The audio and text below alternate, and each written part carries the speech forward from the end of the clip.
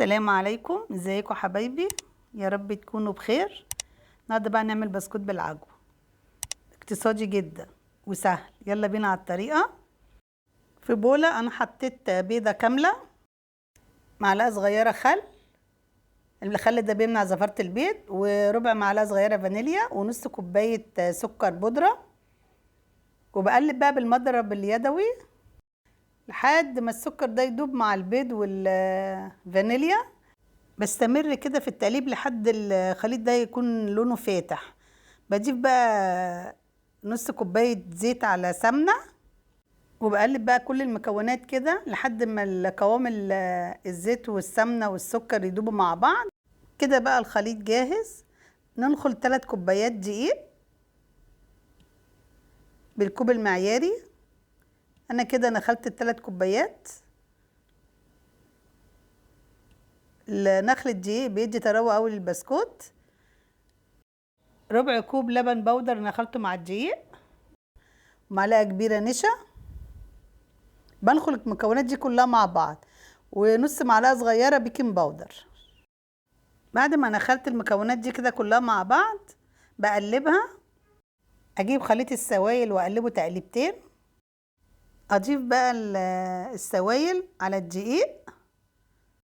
بعد ما ضفت السوائل بلم بقى العجينه. انا ما بعجنهاش، انا بلم العجينه مع الزبده، الدقيق والزبده مع بعض لحد ما يندمجوا مع بعض خالص كده وتكون معايا عجينه طريه. بالطريقه دي شايفين عجينه طريه وسلسه ازاي، سهله التشكيل.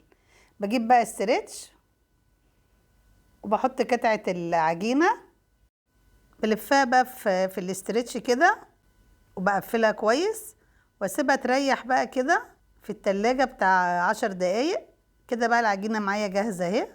يلا ندخلها التلاجة. هجيب بقى نص كيلو عجوه الحشو، عجوه جاهزه من عند مستلزمات الحلويات. بحط معلقه سمنه وبعجن العجوه مع السمنه، واخد قطعه من العجوه وابرمها كده، اشكلها كده لصوابع رفيعه، وباخد قطعه تانية من العجوه بشكل بقى العجوه لصوابع متساويه.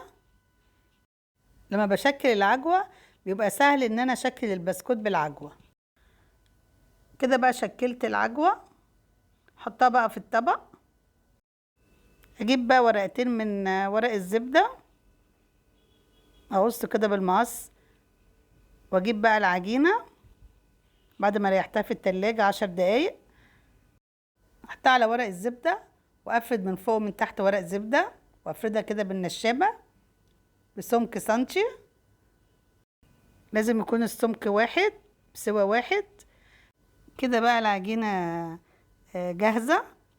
اشكلها بقى، بسوي العجينه كده عشان لما اجي الفها تبقى سوى واحد. بشيل بقى الزياده بتاعت العجينه من الاربع جوانب عشان لما اشكل البسكوت يكون المقاس بتاع البسكوت واحد. بخليها على هيئه مربع. بجيب بقى العجوه اللي انا برماها بحطها في اول العجينه، ببططها كده، ولو في زياده في العجوه بشيلها. بلف بقى البسكوته كده بورق الزبده لفه واحده، وبضغط عليها كده بايدي عشان يكون المقاس كله واحد بالعجوه بالعجينه. دي كده العجينه جاهزه. بقطعها بقى كده وبقفل بقى العجينه من الجناب كده، وببططها وبقفلها كويس عشان ما تتفتحش في الفرن. وبضغط ضغطتين بقى كده، وبقص الزياده كده ومن الجنب التاني برضو. وبجيب بقى الشوكه، عايزه تسيبيه كده براحتك سيبيه. انا بجيب الشوكه بديها خطين كده وبقطعها بالقطاعه دي. شايفين بقى البسكوته؟ وبقيس المقاس وبقطع برضو بالقطاعه. شايفين بقى البسكوت مقاس واحد. ايه رايكم بقى في البسكوت ده؟ شايفين؟ بعمل واحده كمان بنفس الطريقه. بجيب برضو العجوه وبحطها في طرف العجينه وبلفها لفه واحده، وبضغط كده بايدي علشان البسكوت يبقى مقاس واحد.